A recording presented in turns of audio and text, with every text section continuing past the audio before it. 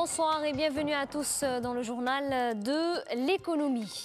La lune de miel entre le patronat et le gouvernement est-elle rompue? C'est du moins ce que laissent suggérer les dernières déclarations de Mariam Ben Salah Chekroun.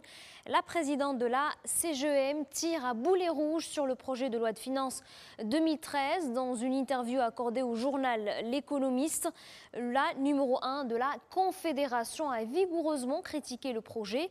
Alors que nous attendions un texte qui marque une forme de rupture, nous constatons que le projet de loi de finances 2013 s'inscrit hélas dans la continuité. Mariam Ben Salah Chekroun s'élève contre plusieurs mesures qu'elle juge inappropriées car elles grèvent la compétitivité et touchent à l'équité fiscale. Sur la question de la taxation des hauts revenus, la présidente de la CGEM a estimé inconvenant de taxer les cadres car ils représentent la colonne vertébrale des entreprises.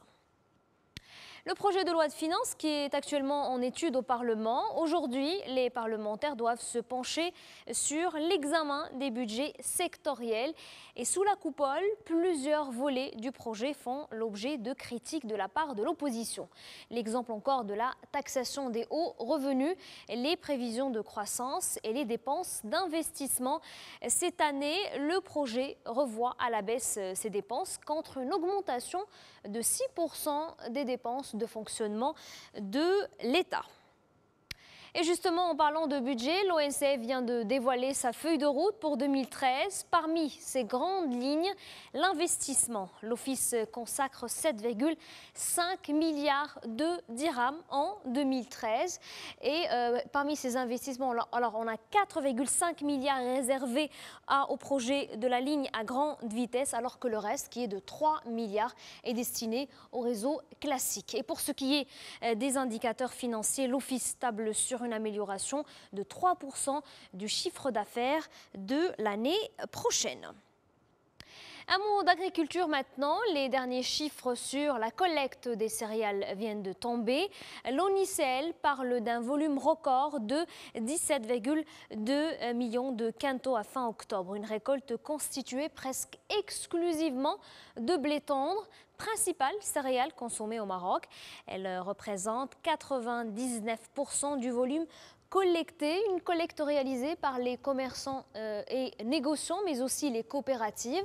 Pour ce qui est des importations, elles se sont élevées à 21,3 millions de quintaux, et ce depuis la suspension des droits de douane. On parle là d'une progression. Alors, ce volume importé provient essentiellement du Brésil, l'Ukraine, l'Argentine, la France et le Canada. De l'agriculture, on passe à la pêche maritime. Il vit dans les eaux de la Méditerranée et de l'Atlantique et il est menacé de disparition. Il s'agit du thon rouge, une espèce surexploitée et désormais en grand danger. Depuis hier, Agadir accueille la réunion de la Commission internationale pour la conservation des thonidés. Les 48 pays chargés de cette pêche doivent décider au cours de cette semaine des nouveaux quotas, mais les négociations s'annoncent déjà difficile, comme nous l'explique Alain Fontenot. Il est le chef de la délégation de l'Union européenne à l'ICCAT. On l'écoute. Il y aura certainement une négociation extrêmement tendue et difficile pendant toute la semaine sur ce quota. Et à mon sens, en tant que scientifique, je pense quand même que si on l'augmente un peu, ce qui est presque inévitable, c'est pas ça qui va mettre le stock en danger. Il est vraiment dans un état presque idéal, je dirais. Il y en a partout, beaucoup. Peut-être aussi à cause de la chance, parce que les années ont été très chaudes, les dernières années, et il y a beaucoup de petits thons rouges qui sont nés en Méditerranée, et c'est très très favorable à la récupération du stock.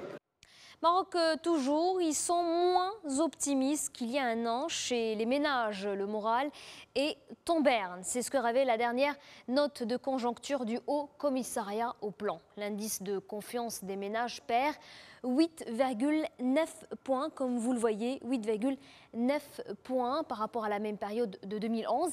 Il s'établit désormais à 77,6 points. Cette baisse reflète une détérioration de l'opinion des ménages, d'abord sur les perspectives d'évolution du niveau de vie. Moins confiants pour leur avenir, les ménages le sont tout aussi pour le marché de l'emploi. Ils anticipent une augmentation du nombre de chômeurs pour les 12 mois à venir.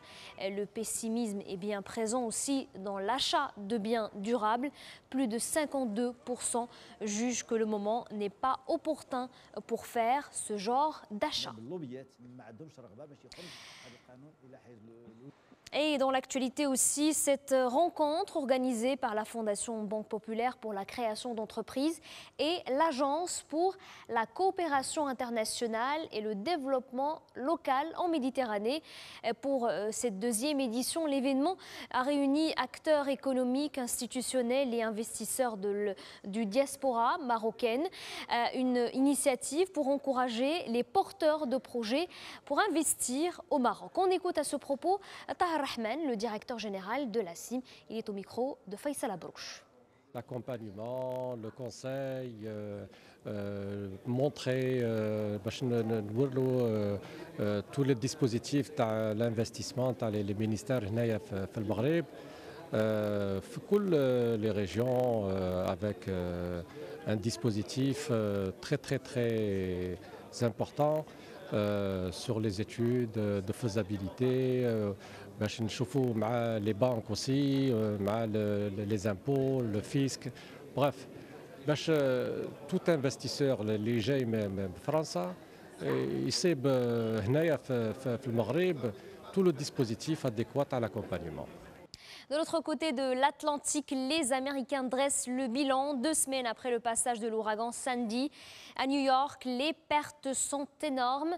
Le gouverneur de l'État a chiffré à environ 30 milliards de dollars les dégâts subis par l'ouragan. Il demande par la même occasion une aide exceptionnelle du même montant, une enveloppe qui permettra, selon lui, à reconstruire les infrastructures, les logements et les bâtiments publics. Voilà donc pour l'actualité économique. Notre édition se termine ici. Très bonne soirée à tous sur notre antenne.